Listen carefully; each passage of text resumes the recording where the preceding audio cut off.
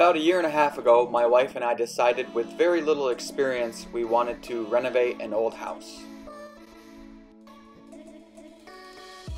Thanks for watching the videos. We'll see you next week. That was pretty good.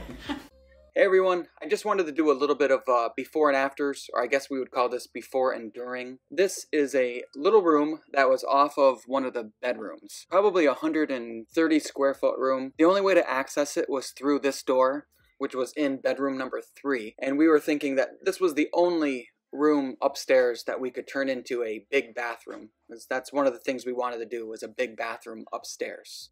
This picture is taken from inside of that little room. And that closet that you can see is in the same exact spot where my doorway is now into the bathroom. This is a decent picture showing the new doorway.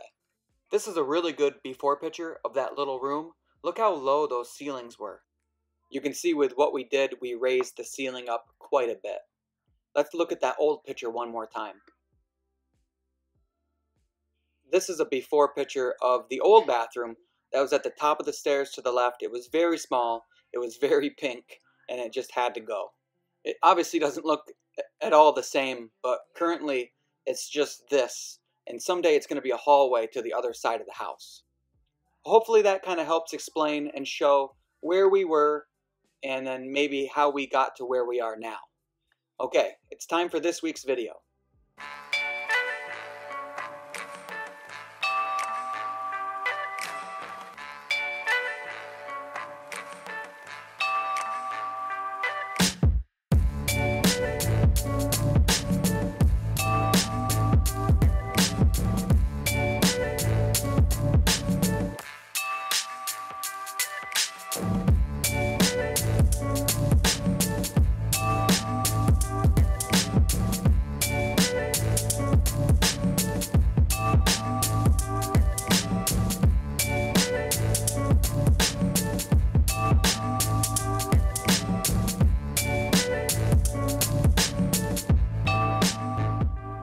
Hey everyone, alright, so I got sick of using that old Craftsman chop saw.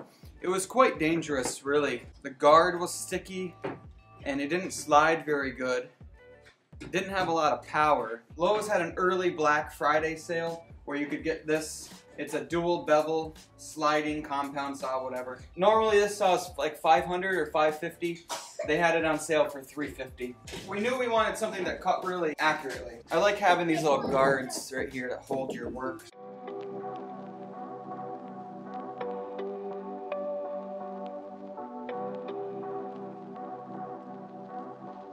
This is the old Craftsman. This is a 10-inch saw, the other one's a 12-inch saw, so I'll have a little bit bigger of a cut. This guard here is supposed to stay down, and when you cut, it goes up automatically. But then it doesn't come back down, so then the blade is just spinning. So that's very dangerous. You know, honestly, I wouldn't even feel right about giving this to somebody. It's that bad. Together. This one's a lot smoother. The guard works really well. Alright, so that's that. Now I can go upstairs and maybe get something done. What are we going to be doing? I'm going to be framing a wall behind you. So we're going to be framing a wall behind me over here. I don't know how I'm going to do it yet. Yeah, me neither. Hello everyone! This is an air vent, and I really wanted it to be on the inside of this, but it just couldn't be. There was a big old post in there, and it had to be on this side of the post. I was going to have this all sheetrocked, and it really can't be now. This 2x6 right here will be my corner, and if you pretend this is a 2x4, I'm just going to put it up like this. And that will hopefully work.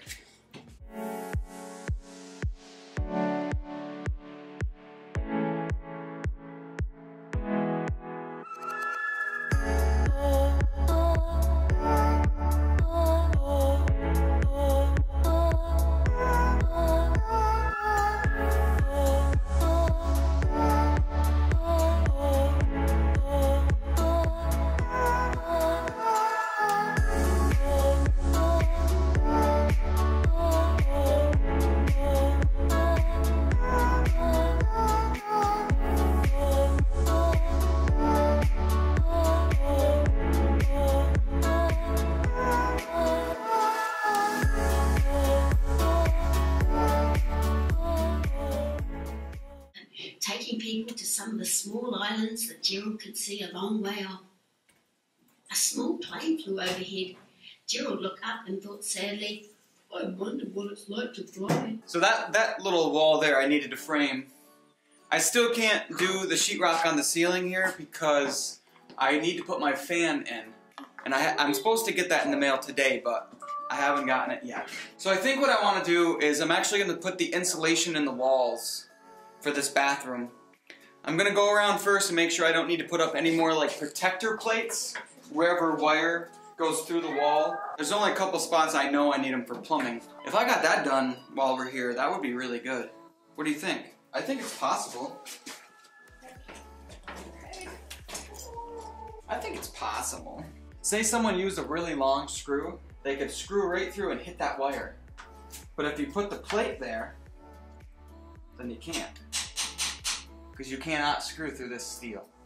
So it's called a protector plate. So someone tried to go through the wood? Yeah, like this is a 2-inch screw, so even with 1/2-inch sheetrock, you could hit it.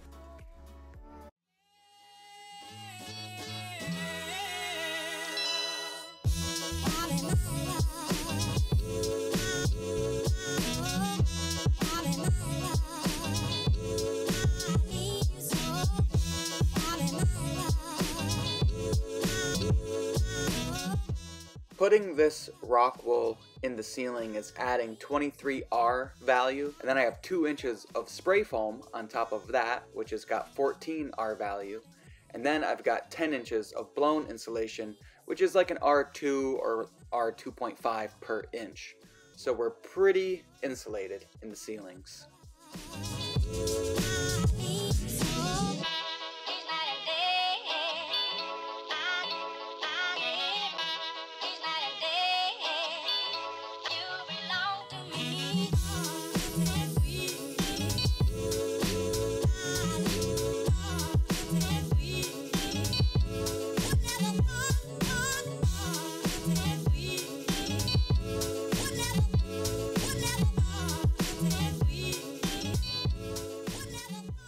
The rock wool does not rip as easy as I thought it would. I guess the only thing I can do is try and then see how it goes. That's all you can do ever in your life, right? Just try your best. We're just trying to get a little bit of sound deadening. Just a little bit. Maybe I can work it like this. Now that I've done that, which took a long time, see if I can even get this to stand up in the wall.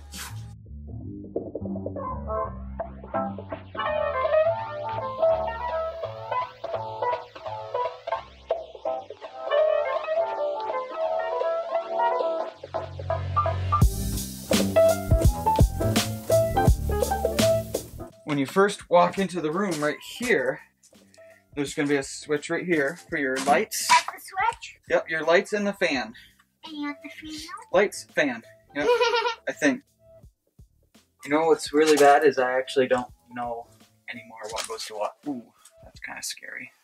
You're going to have to take all the insulation down. If it looks like cotton candy, do not even think about eating it because it's not good for you. If it looks like a big slice of bread, and it even looks like a big slice of bread, it doesn't mean that it's bread. Do not eat it. That was about it for that day. I'm showing where I got to do a little bit of wiring for the fan. And I also need to do the plumbing for the shower valve. Once those are done, I can finish the insulation and start sheetrocking. So thanks for watching, and we'll see you next week.